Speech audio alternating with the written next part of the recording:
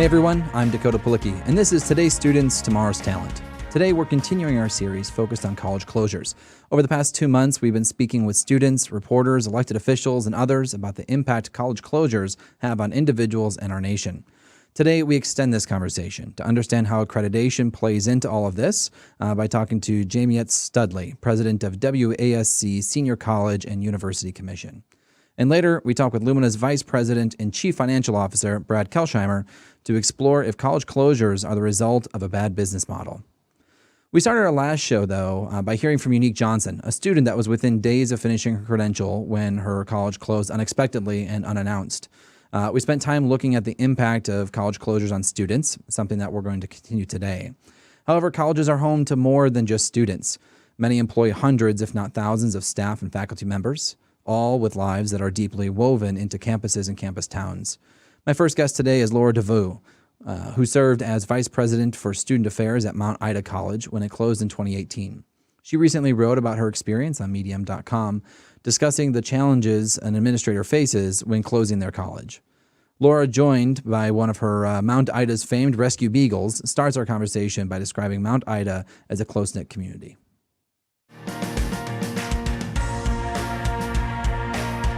So tell us about Mount Ida. I mean, I'm not too, other than what I've read, I'm not too familiar with it. Okay, so Mount Ida College is located just in the suburbs of Boston in a city called Newton, Massachusetts. It was founded in 1899 as a high school or a preparatory school. And then over time, as is often a history of some of these smaller colleges, they kind of came up through this ranks of started as a preparatory school, then went to a junior college. And that's what happened with Mount Ida. It was an all-women's college for a good amount of its history, and then became a co-educational four-year institution. In basically the 80s, things started to move to the co-ed model. As far as the institution itself, we were a liberal arts institution, but with a professional program. So very pragmatic students attended Mount Ida. And when I say that, you have your folks who graduated with a degree in a field of study. So like they moved on to become, our biggest major was veterinary technology. So we were talking about my beagle earlier when we were starting out. My beagle Daisy was a former Mount Ida beagle. So we would rescue beagles and bring in 20 to 30 beagles a year, depending on the size of the class. And at the end of every year, we would adopt out all of the animals to the community, and Daisy was one of them. So veterinary technology was one of our majors, dental hygiene. We had a design school with everything from fashion design to interior architecture. And we even had a funeral services program. And so I used to like to say to people, on any given day at Mount Ida, there could be a dead body, a person getting their teeth cleaned, and a beagle getting, her ears cleaned, So, we had these kinds of things happening. We had a thing about Mount Ida is we had one dining hall on campus, which is typical of a campus that size. You wouldn't expect many more than that. And we had one dining hall, and we did not have a faculty dining hall or a staff dining hall. Everyone ate in the dining hall, and lunch was busy, always very busy, because there was all these faculty and staff in there eating as well as the students.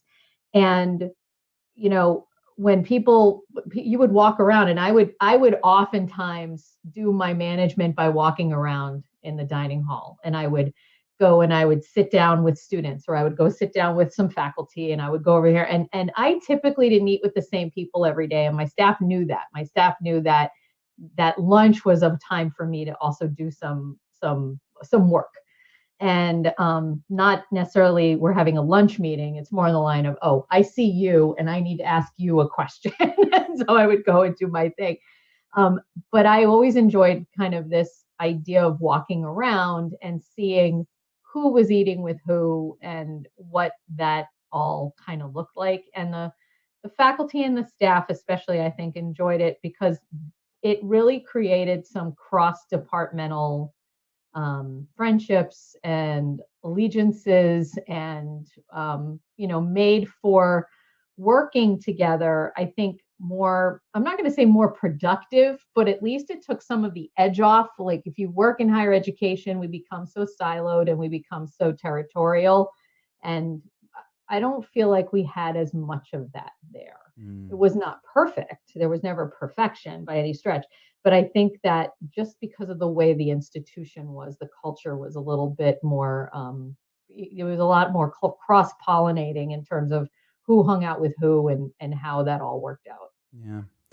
So I kind of want to turn a little bit to the closure itself. And, I know maybe one place to start is, in your piece on Medium, you start out by saying that, it's not your role, at least, or in that piece, to give a detailed accounting or to analyze, but you wanted to share your experience. And I'm grateful that you shared your experience, and I do think it's a powerful experience. We've interviewed other students and heard from a student perspective on part one of this series. And so I was eager to get someone who's been on the other side of the equation to get their experience, of course. But maybe as a starting point, why did you choose to start your piece that way? And is that something you generally feel even now today?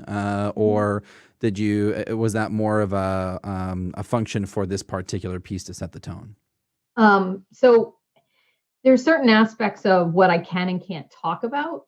And so when I say I can and can't talk about, in order for during the closure, we had to sign certain agreements and that sort of thing. And, I think that when I talk to people about what happened, I want people to understand is that there were a lot more lives that were impacted by the closure and the feelings that happened as a result, and I'm going to call it the splash zone. So you had this point of impact, and then you had the ripple effect. Okay, and the immediate response from everybody is as it should be. What's going to happen to the students? Where does that happen? But then, when you think about the impact of a closure, and you think about who in the community has been impacted, there's people who are paying mortgages and people who have lives and that sort of thing. And those lives are even more difficult in many ways to clean up after with that ripple effect. The students, we're at this point, we're over 90% of the students who were eligible to find their way somewhere, have found their way somewhere. Okay, which is great. That's better than any retention we ever had year to year, and that sort of thing. But the number of staff and faculty that have found their way to full-time positions and that are equal to or more than what they had at Mount Ida, I don't have a number for that, but I know just from my own division, I could tell you that I can't imagine it's more than 15% of the people in my division made their way to a spot that's equal or higher than what they were in. So when you go back to the question about why I started the piece that way, I think that a lot of people have this presumption that we all just ended up okay. And that there's also, I can't tell, I'm going to be honest with you, not a week goes by that someone doesn't say to me, so everybody got a job, right? They all got taken care of. There is not an article out there that said everybody at Mount Ida got a job from University of Massachusetts Amherst. Nobody got a job. And when I say to people, nope, they didn't get a job. And then people go, well, that doesn't seem right.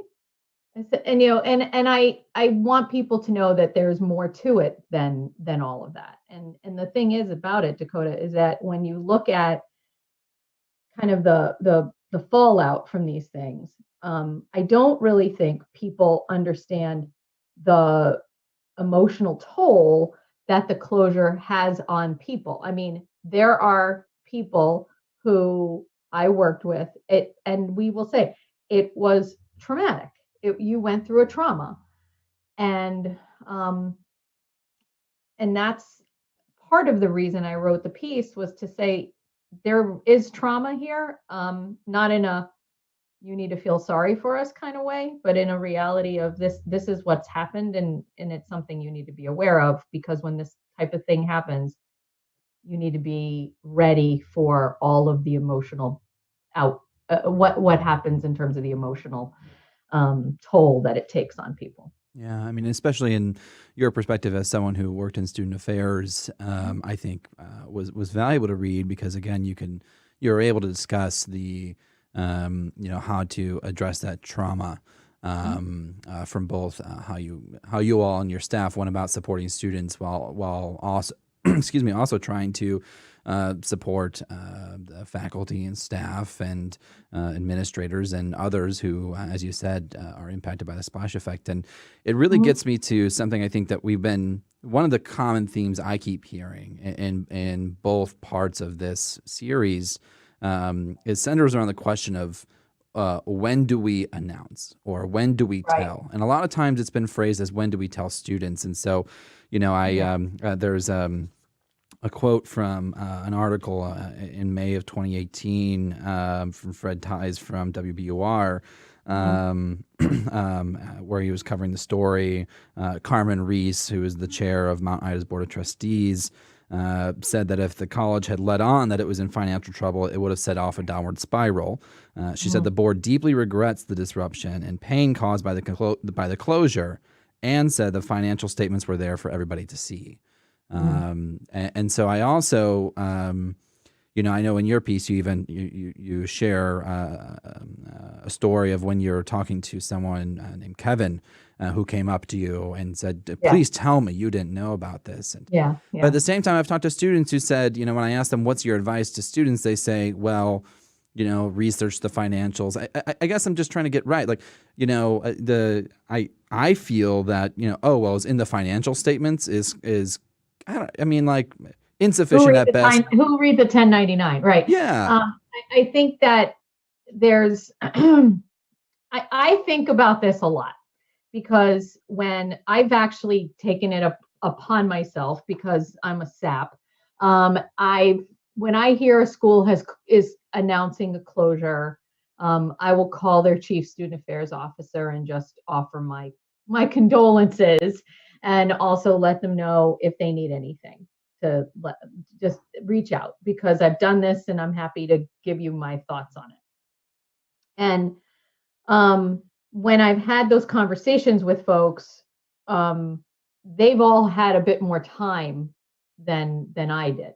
Okay. And we had 6 weeks, and that also meant none of my staff left. Like, every single person was there to help through those last 6 weeks. Now, it was like we were running around with our head on fire and we were trying to get it all done, but there was this kind of camaraderie during the closure. And I think some of that it's like anytime you go through a trauma together, people all have this recollection of being together during the trauma. And so we were all in it together all the way through, and you didn't see a drop off in staffing. You didn't see a drop off in people being around to be supportive. We were all there.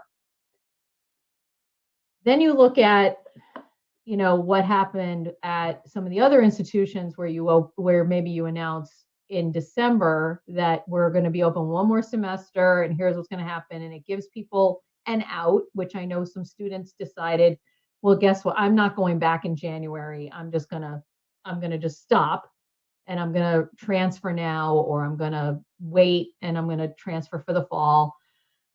Those institutions do a workforce reduction. They decide who are they going to keep. I know some institutions decide to keep people in admissions. Some people didn't. The admissions people end up becoming a transfer office, that sort of thing.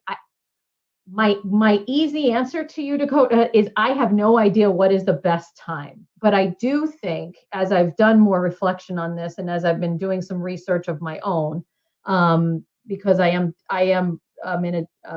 doing research on this because it's important, and I'm in a doctoral program, and this has now become my dissertation. is about college closures. But I think that when you're looking at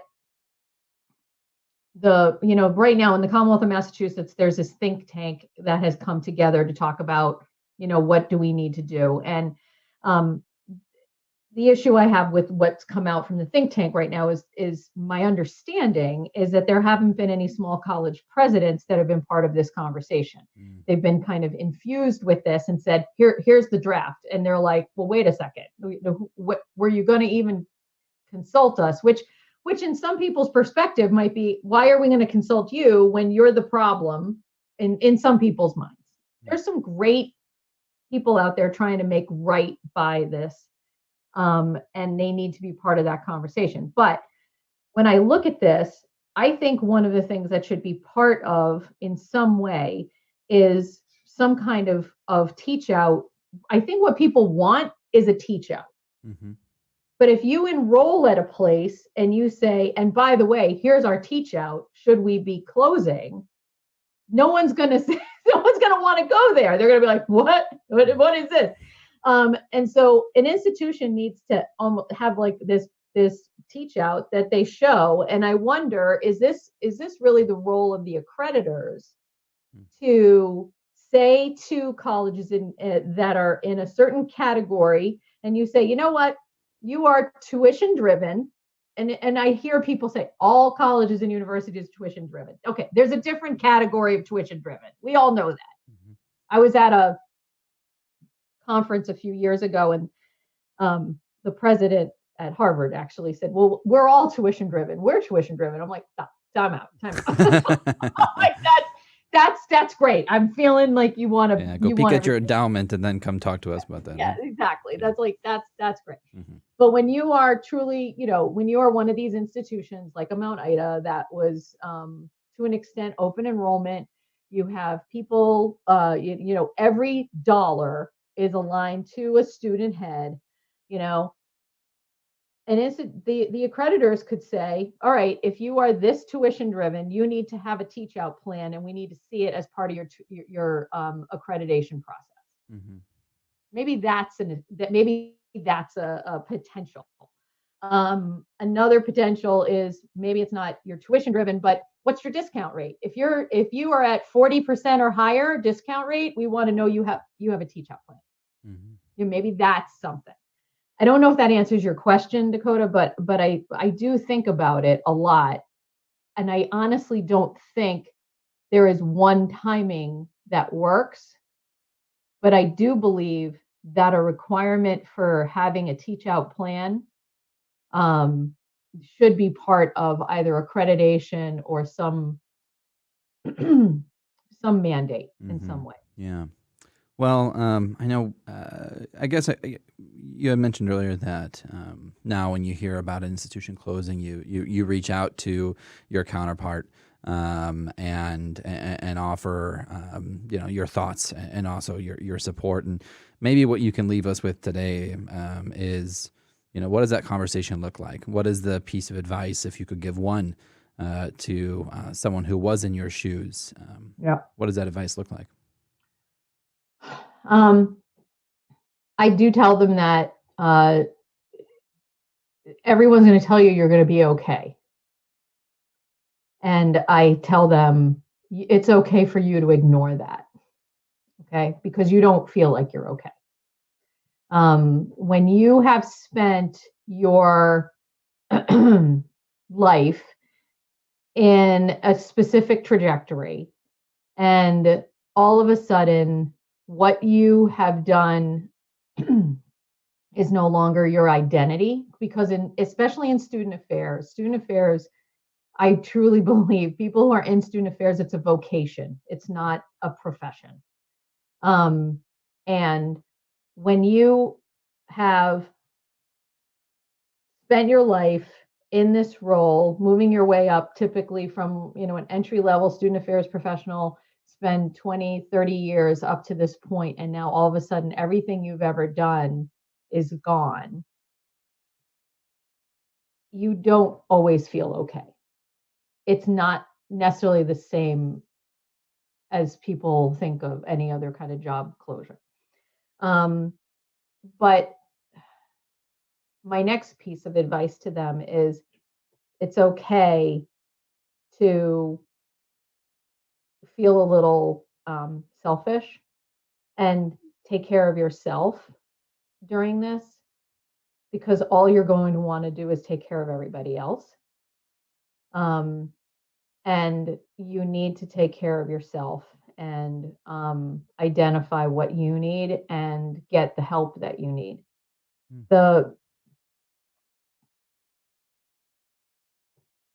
I wrote things down, and I wrote this in the piece in Medium, is that I used my daily agenda, my planner, as a place that I wrote down things that happened each day. I think that's important because when you go through the mechanism of journaling and then going back and being able to reflect, you really don't realize while you're going through all of it, all these little details that you had to address. And when it's over and you go back to look at it all, it helps put things into perspective as to how you actually did help people. Because you feel really helpless at the end, is that you're like, I can't be helping anybody. But then you actually do realize that you did help people. I think the last piece of advice that I've given people is this. You are not the reason the place closed. You're the reason people feel sadness that the place is closing. I truly believe that if my team hadn't done the exceptional work that they did when Mount Ida was alive and well, that students wouldn't have felt the sense of loss when it closed. And while that might be me trying to wax on about the great people I worked with, if we did a lousy job, no one would have cared we closed. If we did, I really believe that. And the fact of the matter is, we did a great job, and people were pissed that we closed because they loved it there. And I'm not going to apologize for making someone love something. Well, I think that's probably a really good place to leave it. Laura Veau, thank you so much for coming on today and sharing your thoughts and experience with us. Appreciate it.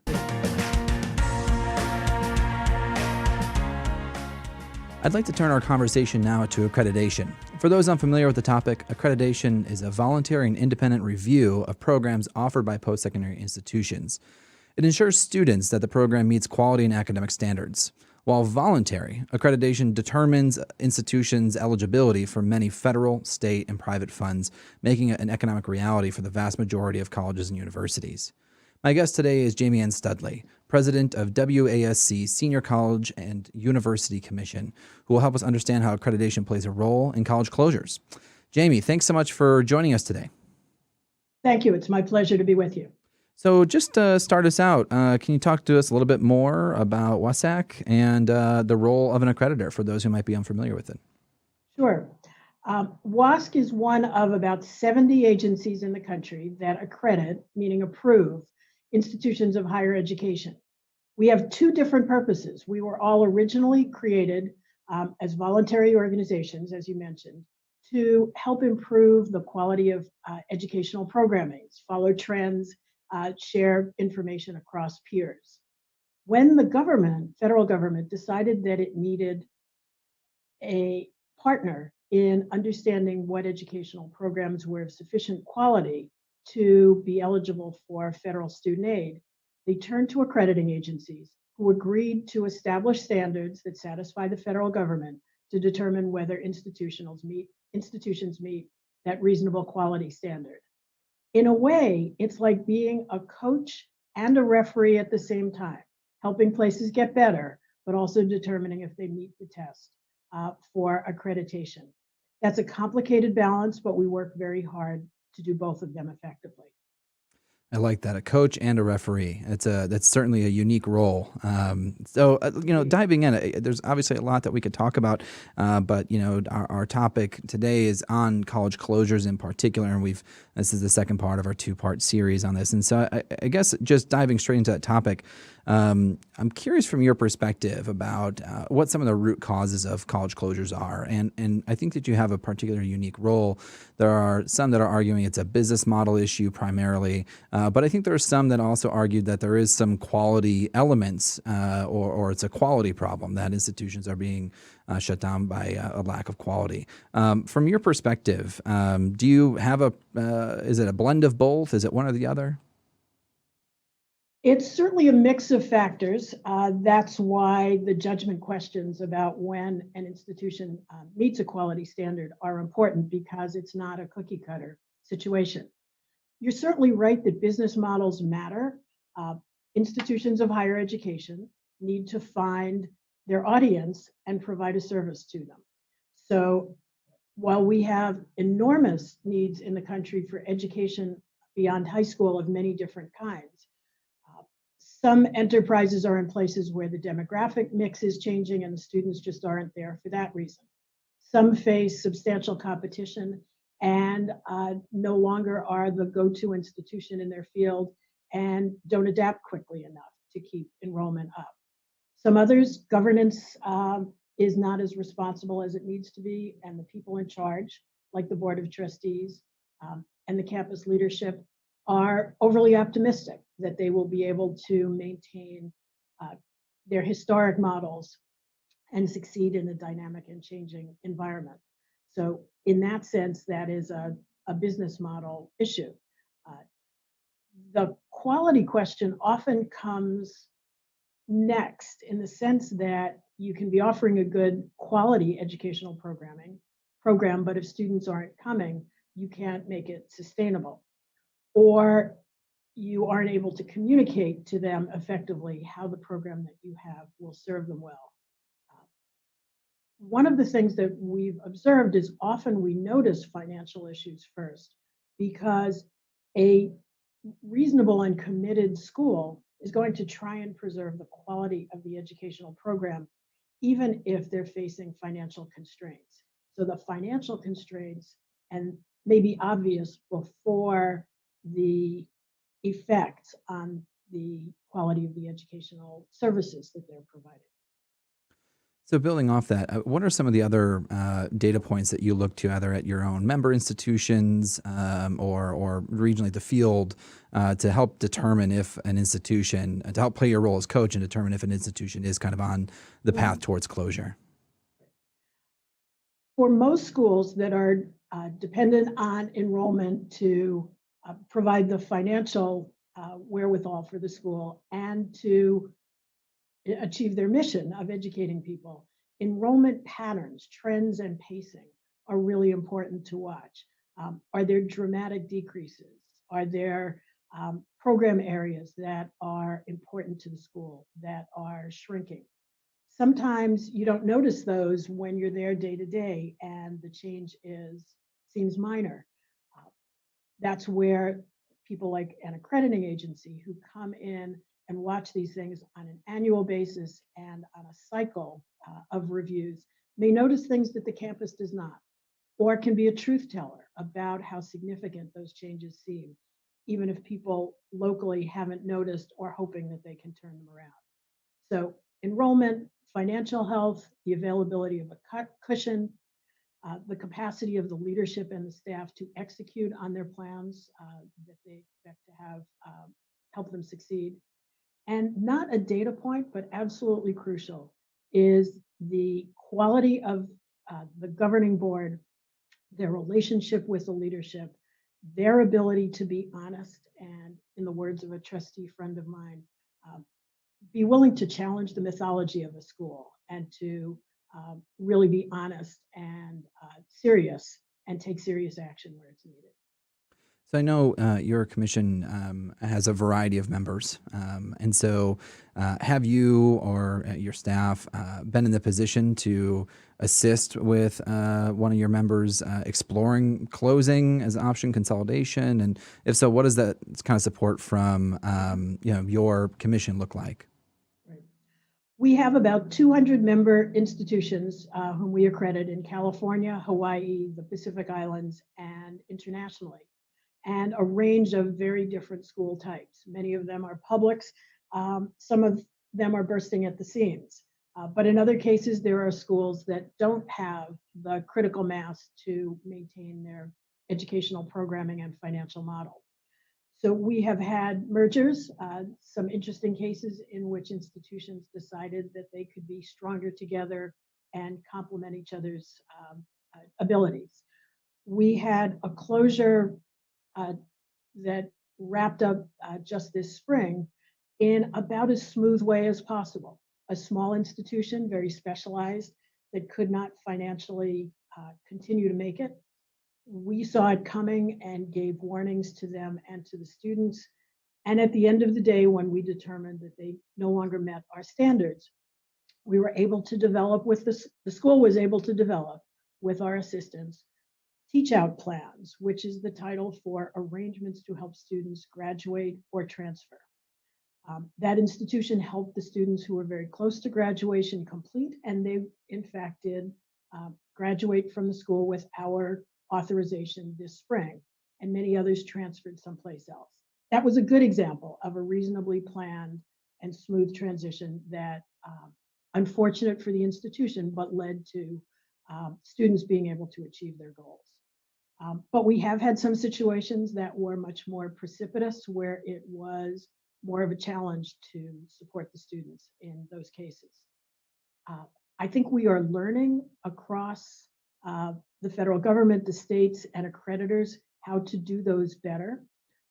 We are planning earlier to identify problems, and in one serious situation of a large school, we're able to make sure that students were alerted to the potential need for new arrangements earlier than they had been, and to be collaborating with other accreditors for the specialty programs and with the federal government. But I'll be honest, we have a way to go in continuing to improve those.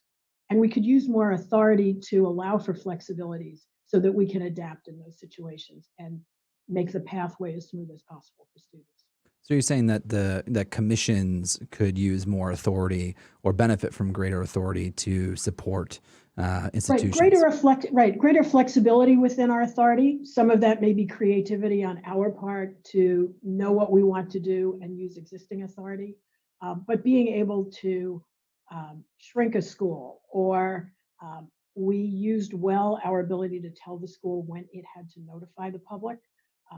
Could we have done that sooner? Could we have been just more efficient in how widely that message was reached? So we are trying to learn from each of these situations about early warnings, coordination, and cooperation among the key players. The ultimate goal is always to help students move forward and be disrupted as little as possible. It may turn out that having some financial resources somewhere, either set aside by the school or for the federal government to have a capacity to underwrite such practical things as transcript availability in the case that a school closes. Sounds like a small thing, but it is often the difference between students being able to continue and transfer or getting stuck when their school closes. Yeah, absolutely. And I think a lot of the folks that we've been interviewing as part of this series certainly agrees with you that those are major pieces. In fact, you've already touched on, it's almost as if you've been reading my notes, you've touched on, the effectiveness of teach out plans. And we've heard from some folks about how sometimes it work really well, and sometimes they're not even worth the paper that they're written on. You've talked about the timely notification to not only students, but also staff, faculty, the community, et cetera. And of course, some other pieces. And so I'm hoping you can let us be a fly on the wall for just a moment. Earlier, you had mentioned that, we're still in the process of learning and figuring out how best to do this. And in particularly at the state, federal, local, regional, how accreditors' roles play in this, et cetera. And I guess in addition to what you just left off on about talking about some of the additional authority that could either be lent to or utilized by commissions, what is the federal role in this? What is the state role? I mean, if you could paint the picture for tomorrow, what would it look like?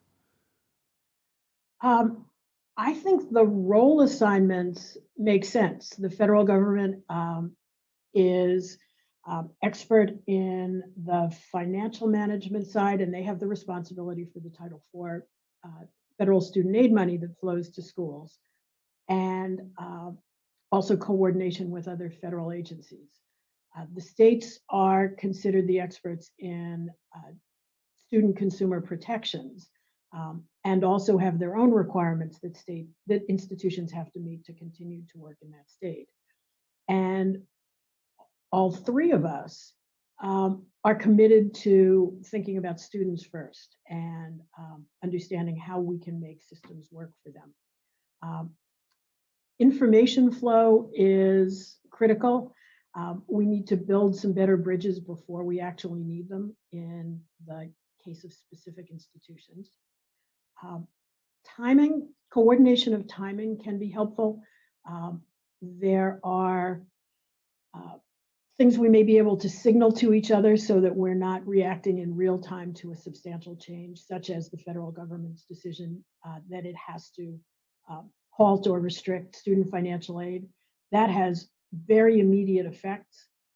And I'd like to see us be better able to coordinate within that window so that we can anticipate and work with institutions about how that plays out, so that students don't awake to a surprise at the same time that we do, all then trying to explain something to them piecemeal. And I think we may have those abilities, and we've certainly committed to having discussion with the federal government and states about those kinds of arrangements. We may also have glide paths that we can develop further that allow us either to put the brakes on a school's growth or monitor even more closely than we do when there's a serious problem, or to, as we did in the happy example I just mentioned, be able to flow forward and know that we are willing to let a place where the educational program is adequate, but the money is not, to continue to the end of a semester or a course cycle to allow students to stabilize and understand what their options are. My analogy, if you'll permit me a moment, is that this often feels to me like a cruise ship. A large school is like a big boat that runs into some trouble. The captain is in charge, but they have to continue to meet safety standards and health standards. And we need to act the way I think the Coast Guard does, which is have the authority to be the ones who say it is now time to plan to leave for the lifeboats. And we have arranged lifeboats, and to reassure the passengers, both that we're on top of it and that the exit strategy is planned. If the boat can restabilize and the journey can continue on that cruise ship, all to the good. But if not, to make the exit strategies very, very clear, even before that last moment when we know if it will make it or not. I think that's a very it's a good it's a good analogy, and I think it works very well. And if I'm tracking you right, you're essentially saying that a commission should serve the role as the Coast Guard in that synopsis. Is that accurate? I think we're in a good position to do it for many aspects of it, but because the federal government and states each have parts that they play, without torturing the analogy, one of them may be in charge of the water or health supply issues, while we're looking at the overall experience. So I think we need to work together about calling that signal. The worst thing for students would be if we were disagreeing with each other, or somebody was saying, get off the boat or put on your life vest, and somebody else was saying, no, you shouldn't. Mm. So we do need to be well aligned. That's great. I think the one other question I just want to make sure I have a chance to ask you is, in preparation for the series, I think there's a conflation out there between about the reasons why colleges are closing. In some cases, we hear from people saying, "Oh, that institution over there closed because they are not offering high quality programs," and it becomes just a question about quality. In other cases, it is, as we've been talking about, kind of the supply and demand, not enough enrollment to sustain the current operational business model, and is independent of quality. And I guess does that conversation map onto the conversations that you have or your concerns with? And two, where do you think the role of an accreditor can play in helping that narrative move along, particularly for the regions? And in particular, I guess I'm curious as to, do you think the role of an accreditor should be, in addition to monitoring and maintaining high quality to academic standards, also needs to include this kind of business and financial end of the equation in order to do the job well? Let me begin with your last question. Yeah. Yes, the financial and other factors that relate to the stability of the institution are critically important. You can't separate out the educational quality and student learning from the enterprise that is meant to deliver it. If that isn't well led and stable and thoughtful about what students will need in the future and not just in the past, you won't be able to put the two together. I'd like to, at best, enrollment issues are related to quality. If students actually can find within the large amount of information that's out there, information that will help them determine which school people are actually learning at, where there's a curriculum or a delivery model that works well for them, where the students who've been there have successful outcomes after graduation. And when I say outcomes, I mean everything from employment and whatever financial boost they're looking for from their education, but also their ability to be leaders and active in their community and satisfied with the base for lifelong learning. Those choices individually would translate into enrollment for schools that are doing well. I don't think it's a free market. It's not a perfect model. So we can't put all our eggs in the basket of student decision making. But in many cases, students do vote with their feet in ways that are thoughtful about what it is that they need and what will serve them well. We do a lot more in terms of training and support. We work with governing boards to understand how they can do the oversight. We do a lot of interchange with institutions, even during the cycle of approval. Sometimes people think we step away for 6 years or 10 years when we grant accreditation for that time, but we're actually in very frequent touch with the schools, especially when they hit speed bumps or something changes. Another way accreditors are very important is in the climate that we help support for innovation. The solution to reaching an audience with a quality educational program often lies in doing something in a new way that meets a new need, whether it's the kind of delivery or the program content or collaboration with employers or using new platforms.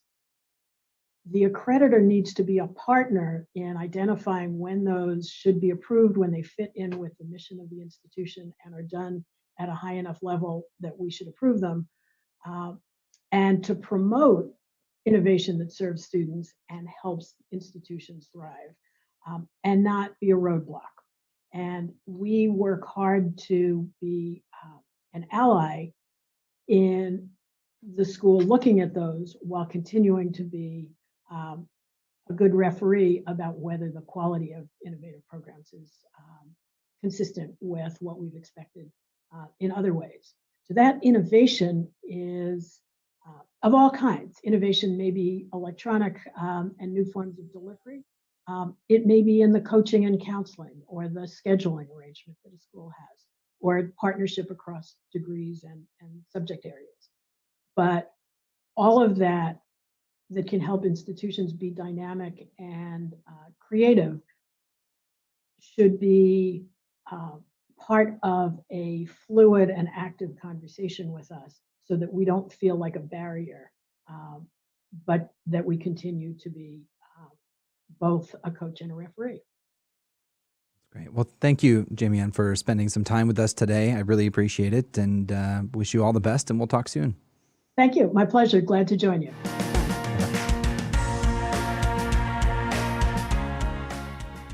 Hi, everyone. Welcome back. I'm joined now by Brad Kelsheimer, Lumina's Vice President and Chief Financial Officer. Brad, thanks so much for joining me today. Well, thanks for having me, Dakota. It's great to be here. Yeah. So start us out. I know that there's probably not a whole lot of folks familiar with what you do at Lumina or your background. So just briefly tell us a little bit about what you did before Lumina and what brought you here. Sure. So prior to Lumina, I had about almost 2 decades of experience in higher education administration. So the topic we're going to talk about today is pretty near and dear to my heart. As a higher education administrator, small private administrator, CFO roles. Prior to that, my background was in more traditional finance roles with a heavy dose of merger and acquisition work, which also makes this an interesting topic for me. So my role at Lumina is a very interesting one for me because I 50-60% of my time is spent managing the portfolio of investments that Lumina has, which is our only source of revenue to really drive impact on the programmatic side. But I also get to use a little bit of the past experience I have in higher education to work around the edges in post-secondary education strategy. So I have a bit of a mixed role, with the majority of my role being traditional financial, but I'm fortunately able to dabble in this area a little bit, and it keeps my ear to the ground a bit in post-secondary strategy. Yeah, I mean, I was really excited. I mean, what you were one of the reasons we even started doing this 2-part series because you have been talking internally and sharing articles kind of about the, macro issues that are going on, and so I was really excited to have you. I thought, what a better guest than you to help close us out in this 2-part series. Well, thank you. I have opinions on it, so I'm happy to share, which may not be accurate, but I do have opinions. Yeah, that's given my background. So, that's right. Okay, great. Well, let's dig into some of those. I think. One of the things I'm eager to turn in, and we just had a conversation with Jamie about this too, but, can you describe for folks who might not be very heavily steeped in higher education, what the current or prevailing business model is? And just let's start from there, I think. Sure. That's a podcast full answer right there, but let me try to boil it down to, the different sectors. So first of all, it's probably not fair to think of post-secondary education as homogeneous business model. We certainly see differences. 2-year public colleges and universities have a different business model than 4-year small private and a regional comprehensive public. However, there are some commonalities. So number one is the entire business model, including for-profits to some extent, is a subsidized model.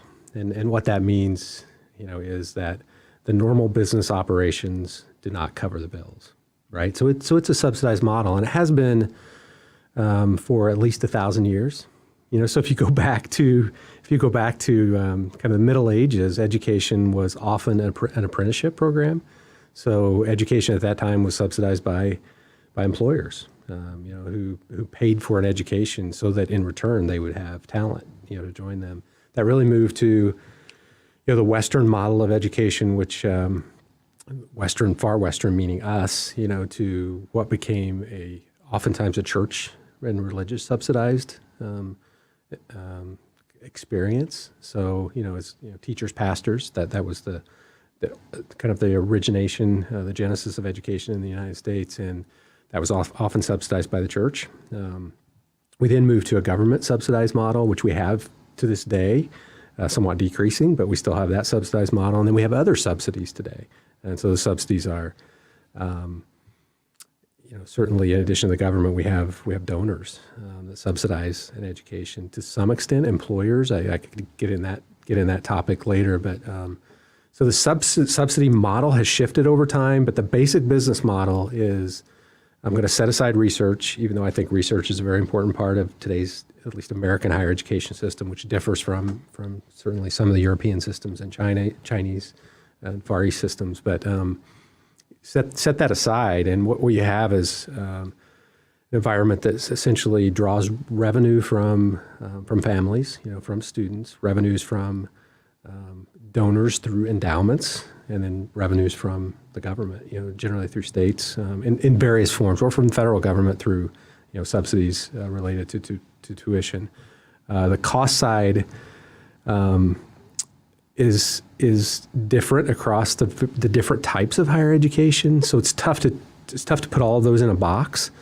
But I'll give you some kind of generalized, and let me just say that the business model. So the business model of higher education, I'm one who firmly believes it is broken. There's no question in my mind it's broken, and that doesn't mean. I think it's easy to get caught in the malintent trap, to say, well, it's broken because we have, incompetent or bad actors in administrations, or it's broken because of tenure and non-ambitious faculty, or it's broken because of millennial Gen Z students who are entitled. I tend to stay away from those traps. I think it's broken because of macro supply demand issues, which I could talk more about, and that really leads to opportunities for consolidation, partnerships. So macro supply demand challenges, to some extent, subsidy challenges, shifting subsidies, and then there is what I would call leadership crisis in post-secondary education, both traditional and traditional meaning what we're used to as degree granting accredited institutions, and credentials that may not fall under traditional accreditation. I think there's a leadership crisis, kind of across the spectrum, and I could talk about all three of those topics.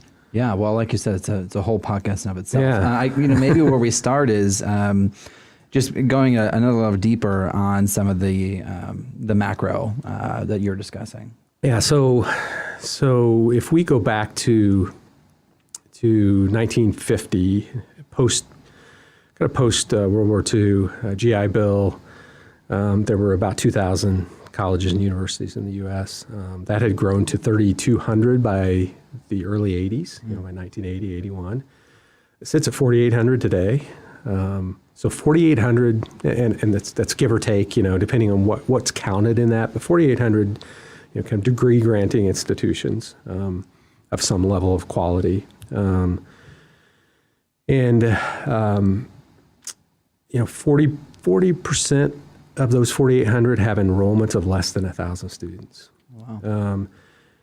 We've seen, no question, again, in large part because of the GI Bill and just societal changes, we've seen a growth in number of students, but certainly not a growth that has matched that growth in number of institutions. So what does that mean? That means, from a business model perspective, I think two or three things. One, certainly, maybe the obvious is you've got some duplicative costs, right? So you have certainly, if you have 4,800 schools, colleges, and universities, you likely have 4,800 administrations. You have 4,800 facility, physical plants. You have 4,800. When you talk about administrations, you talk about placement services. You talk about just across a university. And again, they all differ, and some are maybe not as robust as others, but you have a lot of duplication. So that's a challenge for the business model. Two, you just have a scale issue, right? If you have that many schools with less than 1,000 students, for example, it's kind of basic cost accounting. Throughput matters, and if you have a high fixed cost burden, which you do in the form of facilities and oftentimes certainly tenured faculty, that's more often than not considered a fixed cost. For a business model to hum, you've got to put a lot of students through a fixed cost structure, right? So kind of basic, economics, actually accounting, doesn't work in many of these situations. The third, and I think the most interesting, and I think the biggest issue related to kind of this mismatch between supply and demand right now is, of those 4,800 schools, you can set aside, a number that are very niche focused, but a lot of them are, they understand that the institution has to be healthy for the student experience to be healthy. To make that institution healthy, it is a war. It's a market share war. And how do you fight that war? You invest in facilities, you invest in programs, you invest in, you name it, to differentiate yourself and really to create a more robust experience. Some of those investments are fantastic, and I think they've made our education system better and better and better. Some of those investments are trying to pull a 5%, market that, is not addressing 95% of the students that are at that school. So the result is just incredible spending, and spending that, isn't available, frankly, which is driving a lot of what we're seeing, kind of the leaves coming off the trees. So addressing the roots of spending, to me, is in large part about this market share war. And when I talk about macro supply demand, that's what I'm talking about. I'm talking about this macro supply that just has continued to grow. Demand, by the way, has leveled off. We've had some growth, but certainly not experienced. And demographics right now, in fact, have demand tailing off in most parts of our country. And the market share wars continue. Mm-hmm. And the result of that is, the result of that right now, without proactive moves, is oftentimes failure. Yeah, I want to get to some of those proactive moves, but I'm also just reminded of a conversation I just recently had with an institution in Florida, and we were talking about some of the enrollment challenges that they're facing and one of their strategies. And one of the strategies was to invest in a lacrosse team, so this way they could attract, quite frankly, wealthy white people who want to come and play lacrosse, and it's worked. I mean, it's another. I don't know how big a lacrosse team is, so someone can help me out with that. But so before we get to some solutions, is that the kind of spending that you were just discussing? You're seeing some people, yes, in programs, others in facilities. Is that an illustrative example of one leaf of where the spending has gone awry that's not actually solving the root problem? It's a great example, and I'm one who has experienced that. Yeah. So at my last stop, we introduced a lacrosse program, for that very reason. I didn't even know that. Little hit home. And it's very close to home, and and you multiply that. So just step back and think about the costs associated with that, and it's very easy from a business perspective to justify, hey, this is going to bring in, let's say in this case, 20 additional bodies at net tuition of, $20,000 per student plus room and board for a couple of years, at $12,000. And it's pretty easy to get enamored by that revenue. And then you think about the cost that goes along with it. Is it a new turf field every 7 years? Is it and at some point that cost is being subsidized by other students that are not the white wealthy students that are playing lacrosse. Yeah, and it's that's a great example of one of those initiatives, and you could multiply that times 100 on a small private campus. Mm-hmm. And so earlier you listed three things.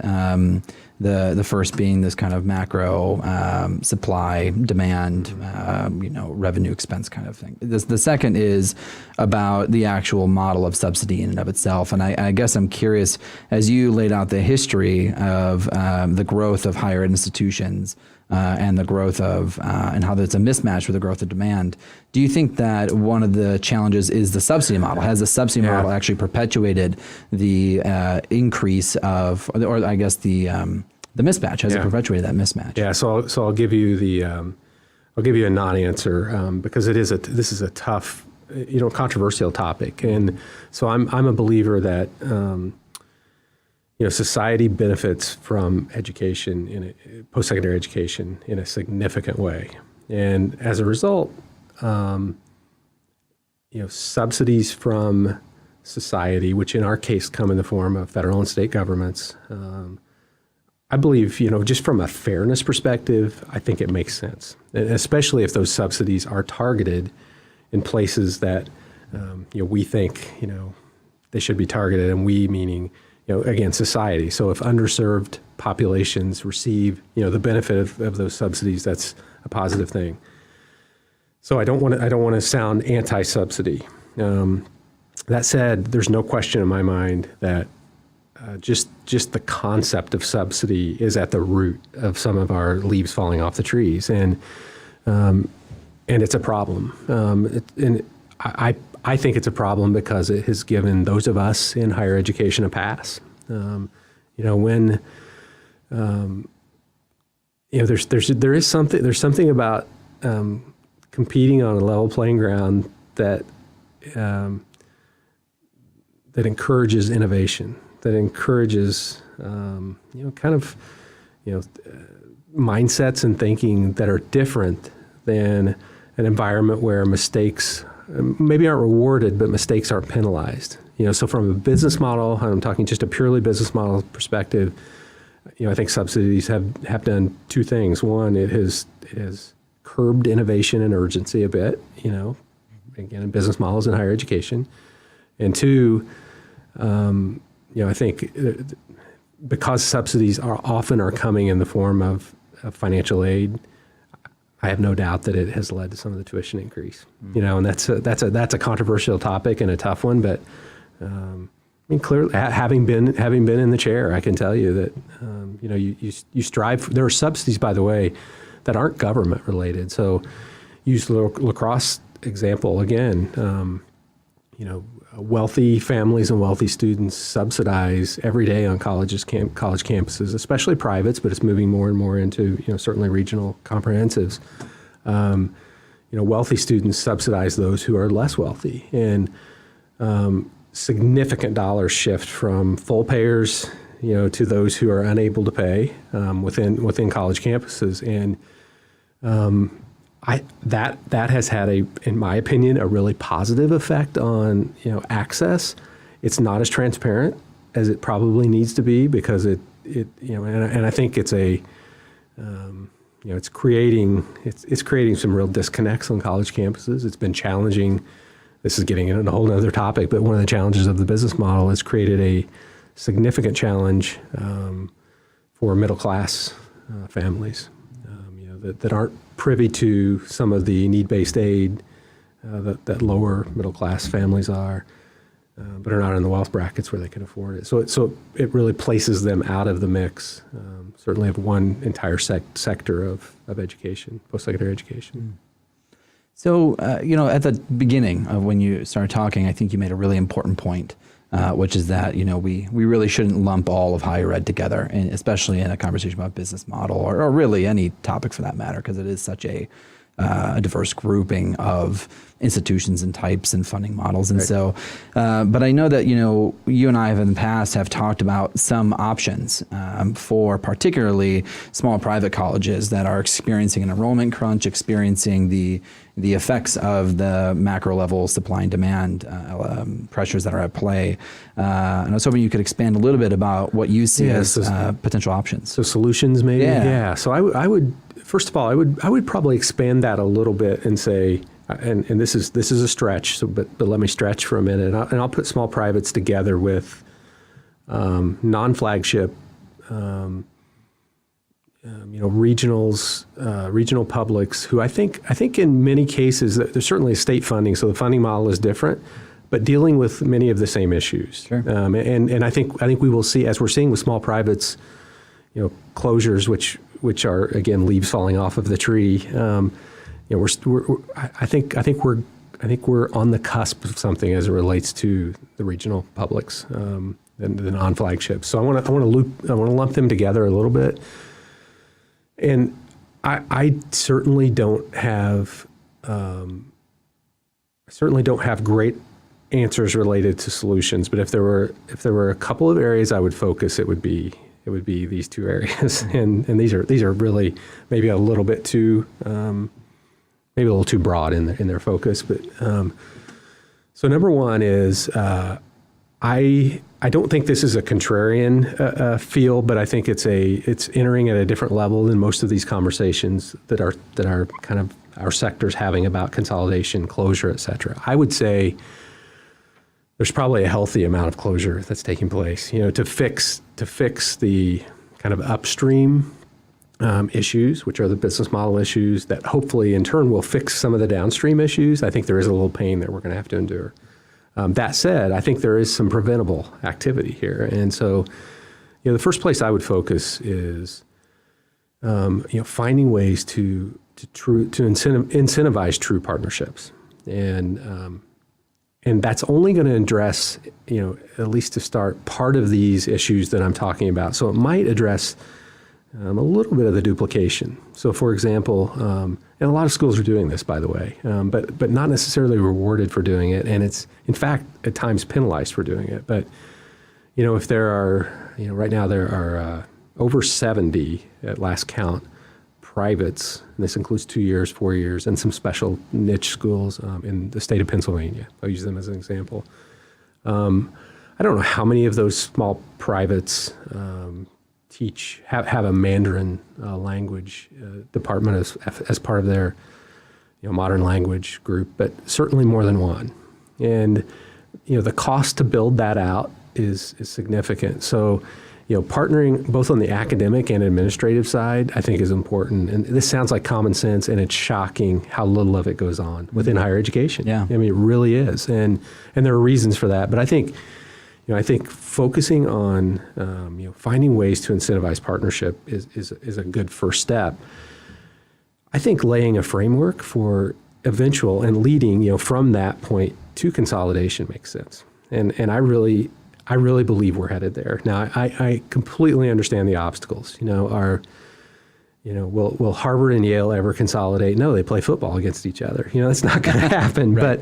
But I think there are opportunities out there that we will see that will cross the hurdle. Right now, we have an environment where it is easier to close than it is to consolidate.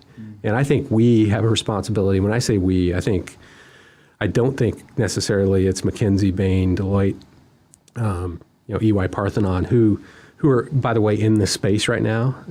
But I think that's a tough space to be in, and I think it's going to be a struggle for them to drive change. So I think we in the philanthropic space and kind of interested outsiders in this space are going to have to drive some of that activity, and that means playbooks and taking down some of the barriers and really getting in and engaging. I like that approach. That's an upstream approach. I like that approach better than kind of the hospice approach. So once a decision is made, and I think we need both out there, but once a decision is made, helping those students, that's critical work. And boy, I hope somebody out there is doing it, maybe us, but I think even more important work is the upstream work. How do we start to bring, knowing that we're headed there from a macro supply demand perspective, how do we help? So that's one. The second is I'll be quick on, and that is just, if we do have a crisis of leadership in higher education and post-secondary education, and I think we do in part because it is an incredibly, incredibly difficult, it's a difficult job, to be a leader in higher education. And, how do we solve that? And I would suggest that groups like ours need to play a role and there are lots of groups that are, playing roles here, but I think there's a layer that maybe hasn't been addressed from a leadership perspective. I know we got to go in, but I have to ask you another follow-up question because those are really important points. Mm-hmm. And one of the things that I think we've been learning through developing this series is this issue of timing. We've heard it from students who feel that their institution did not give them enough notice. Mm-hmm. In some cases, there are people, I think that point could be argued. In other cases, that is not arguable, is absolutely certain that institutions have not given students enough advance notice. We've also heard the same thing from faculty and staff. So I guess I'm curious, if we were to, if let's just say there is a listener out there who says, yeah, okay, I'm an interested outsider who wants to support the preventative steps that can be taken as you've laid out. What are some of the indicators that an institution needs to look for, or that others should be looking for at institutions to know that they're on this verge? And maybe you're not ready to answer that question, but I guess, again, as you think about one other conversation I had was with a university administrator who said, you don't ever come to work every day. You don't come to work any day thinking today's going to be the day I have to close down my institution. Yeah. That is not the mindset. So you're always constantly looking for a way to get out of the pickle that you're in. So if you're talking to a colleague who was a CFO and you were a CFO of an institution, what are the signs on the wall what's the writing on the wall that they need to be aware of? Well, you're right. You don't when you're in that seat, you don't stop trying until you can't try anymore, most likely. So that's a really, really difficult place to be. And I think in those cases, that outside independent look, what you're asking for right now, I think is, that's necessary. I think, first of all, to speak to timing has to be earlier, I think, than what we've seen over the last 5 years. It's just because it has penalized not just students, but to your point, faculty, staff, communities. So I think the signaling has to happen sooner. There's no question that there are a set of kind of KPIs or key indicators, key performance indicators that are pretty. I mean, this is pretty elementary. You can look at demand trends and demand trends that are coupled with size of subsidies, with one of those subsidies being now both at the public and private, in both public and private space, but size of endowments. So if you could almost look at demand trends, size of endowments as the tangibles, and the intangibles. This is tougher to assess, but I think most who have been around the business, and I'll call it a business, around the business for some period of time, can look at leadership, and look at the function or dysfunction of leadership from governing boards. And I didn't get into that, but just the conflicts that exist between donors and overseers. And I mean, it's a tough issue, and it's not just privates. It's privates and publics at this point. And so I think assessing leadership, and leadership's more than just somebody that tries really hard, because anybody who's in that role is going to be trying really hard. But I think it goes beyond that. So I actually think the signals are pretty easy, and there are a number of studies right now that are predictive in nature that are taking place. That's a dangerous, so the transparency of that is really difficult, right? It's you don't want to self-fulfill someone else's prophecy, maybe. Right. Well, thank you for coming on. There's a heck of a lot more that we could be diving into. Yeah. So I appreciate you helping scratch the surface with us today. Great. Thank you. Yeah, you bet. All right. Have a good one. Thanks. Yeah. I want to thank all the folks that I had a chance to talk to about this series, including my guests and the team at Lumina, and so many of the staff, students, and faculty that were willing to share their stories with me off air. College closures are inevitable, and they will continue. There has to be a better way for our nation to handle this, though. And so I welcome any thoughts and ideas that you might all have on this topic, and hope that this series has been a little bit informative to those who are presented with this particular challenge at home. But for now, thank you all for joining me today, and we'll see you next time.